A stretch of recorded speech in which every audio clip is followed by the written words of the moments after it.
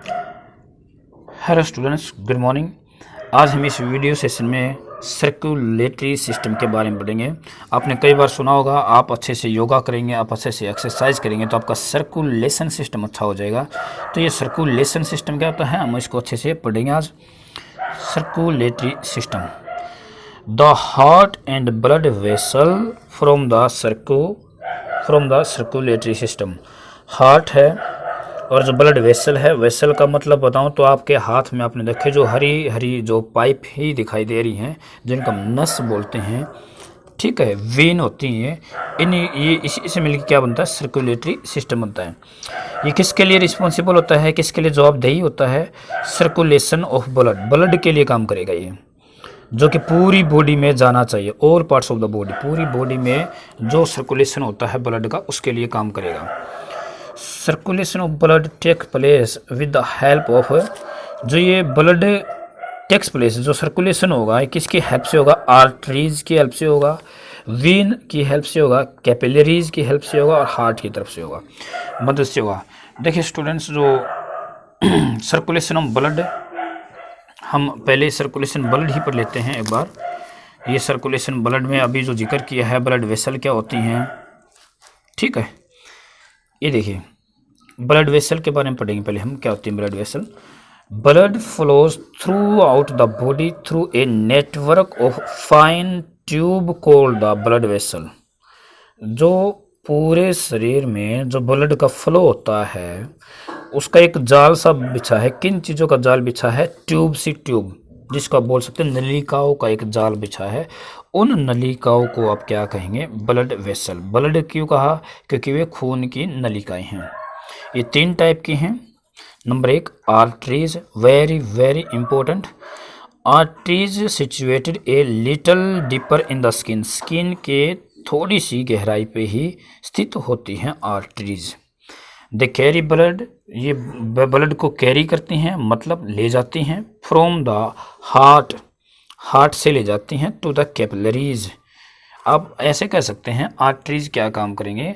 Arteries skin के थोड़ी गहराई के अंदर होती हैं, और जितना भी ब्लड है दिल में, वो जितने भी शरीर के हिस्से हैं वहाँ तक ब्लड को ले जाएंगे। सेकेंड टर्न आती है कैपिलरीज। अब ये कैपिलरीज क्या होती हैं?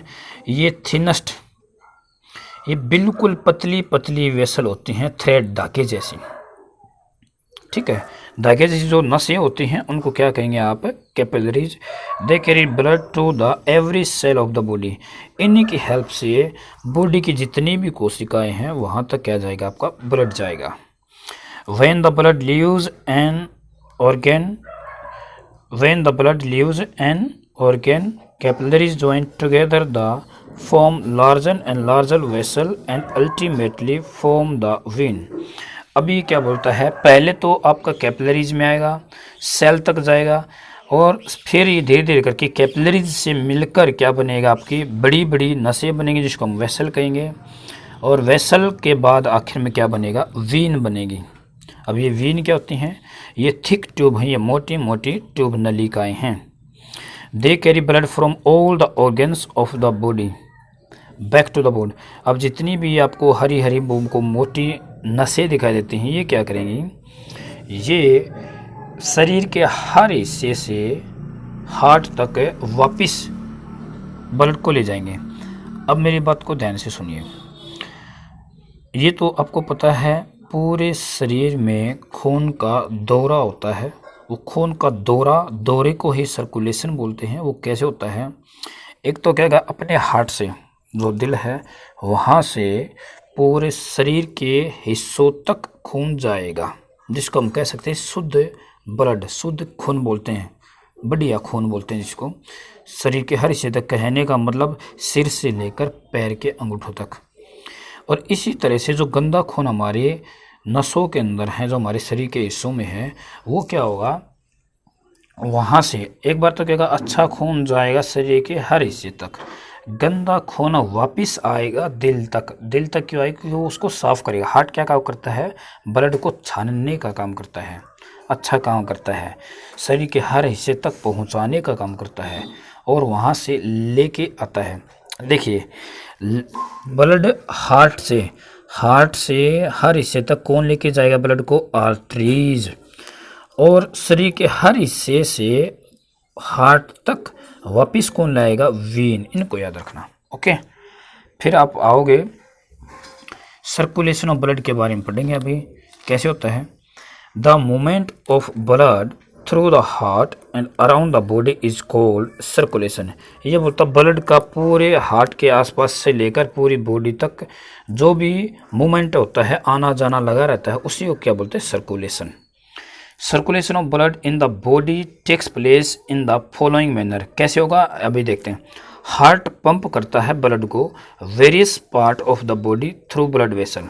अभी क्या करेगा? जो हार्ट के अंदर जो ब्लड है आता रहता है जो इसके अंदर, ये क्या करेगा? वेरियस पार्ट, शरीर के हर हिस्से तक ब्लड जाएगा। किसके द्वारा जाएगा? ब्लड वेसल के द्वारा। और जाने का काम कौन करता है? ले जाने का काम ब्लड का कौन करता है? आर्टरीज। ठीक है। Left side of the heart pump out oxygen rich blood throughout the body via the artery. आ गया ना समझे? ब्लड क्या काम करेगा? आर्टरीज की हेल्प से ऑक्सीजनेटेड जो ब्लड होता है, जिसको हम अच्छा खून बोलते हैं, ठीक है, आर्टरीज का नाम याद आते हैं, आप याद रखोगे, वो बॉडी के हर हिस्से तक खाना ले जा ब्लड ले जाता है। और कैसा ब्लड होगा? जिसके अंदर ऑक्सीजन होगी। द बॉडी टेक्स ऑक्सीजन, और यहीं से हमारी बॉडी को क्या मिलती है? ऑक्सीजन। ऑक्सीजन फेफड़ों में जाती है, सांस लेने का काम करते हैं। ऑक्सीजन फेफड़ों से फिर कहाँ जाएगी? हार्ट में, ब्लड में जाके मिल जाएगी। ब्लड में जाके ऑक्सीजन मिल जाएगी तो इसका मतलब क्या हो गया? वो अच्छा खून हो गया। ऑक्सीजनेटेड ब्लड बोलते हैं इसको, शुद्ध खून बोलते हैं। फिर वो कहाँ जाएगा? शुद्ध खून की जरूरत पड़ती है, शरीर के हर हिस्से तक जाएगा वो। इन रिटर्न वापस आते समय ये क्या करेगा? बदले में क्या छोड़ देता है? ये कार्बन डाइऑक्साइड। अब ये मान लो ब्लड में अगर कार्बन डाइऑक्साइड हो गया तो हम इसको क्या कहते हैं अपनी मोटी भाषा में? गंदा खून। ठीक है, जिसको या वेस्टेज डाल देते हैं इस ब्लड के अंदर। शरीर के हर हिस्से तक शुद्ध खून जाएगा, लेकिन हर हिस्से में कुछ न कुछ कार्बन डाइऑक्साइड वाला भी खून है। The right side receives blood. जो राइट साइड होती है वो क्या करेगी? ब्लड को रिसीव करती है। लेफ्ट साइड है आपका जो हार्ट का, वो खून को छोड़ेगी जिसमें ऑक्सीजन मिला होगा, और जो राइट साइड होगी वो कार्बन डाइऑक्साइड वाला खून शरीर के हर हिस्से से जो आएगा उसको ले लेगी और वापस उस कार्बन डाइऑक्साइड को कहाँ भेज देगी? फेफड़ों में। इस तरह से हम कार्बन डाइऑक्साइड छोड़ पाते हैं। Blood pump to the lungs by the right ventricle for removal of carbon dioxide and enrichment with oxygen. The oxygen rich blood now enters the heart. देखिए ये क्या बताया मैंने, इन लाइनों के अंदर बताएगा, जैसे ही ब्लड, जैसे ऑक्सीजन से मतलब आपने सांस ली लंग्स के अंदर, फेफड़ों के अंदर, वहाँ से वो ब्लड होती है वो कहाँ जाएगी? लेफ़्ट साइड में जाएगी और ब्लड के अंदर मिल जाएगी, जिससे क्या बनेगा? अपना हार्ट के लेफ़्ट साइड में ऑक्सीजनेटेड ब्लड बनेगा और शरीर के हर हिस्से तक चला जाएगा। कौन लेके जाएगा उसको? आर्टरीज। अभी जो शरीर के हर हिस्से में गंदा खून पड़ा है जिसके अंदर कार्बन डाइऑक्साइड है, वो वापस हार्ट में आएगा राइट साइड में, और राइट साइड से ब्लड हटा लिया जाएगा और कार्बन डाइऑक्साइड बच जाएगी। कार्बन डाइऑक्साइड वापस कहाँ चली जाएगी? फेफड़ों के अंदर, लंग के अंदर। इस तरह से हम ब्लड का भी और इस तरह से हम सांस का भी सर्कुलेशन कर पाते हैं।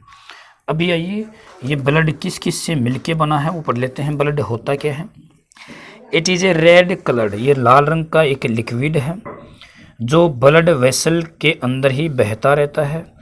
It consist of liquid part, इसके अंदर लिक्विड पार्ट है और बहुत सारी सेल भी होती हैं, कोशिकाएं भी होती हैं जो इस लिक्विड के अंदर हैं। दो तरह की हैं, दो टाइप की हैं। कौन कौन सी हैं? एक तो RBC, red blood cell. RBC अब पूरा नाम क्या है? आर से रेड, बी से ब्लड, सी से cell. They carry oxygen from the lungs to the different parts of the body. जो आर्टरी ऑक्सीजनेटेड ब्लड जो ले जा रही थी, अब इसका मतलब वहाँ पे क्या है? कौन सी कोशिकाएं, कौन सी सेल होंगी? आरबीसी होंगी, और आरबीसी ही क्या करेंगी? ऑक्सीजन ले जाती हैं। ठीक है, और ये हेल्प करती हैं कार्बन डाइऑक्साइड को हटाने में।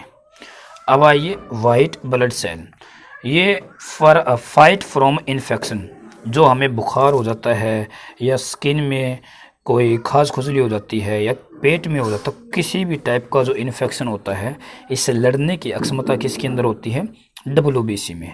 They are another type of blood cell, ये भी ब्लड सेल ही हैं जो कि clotting of the blood cell.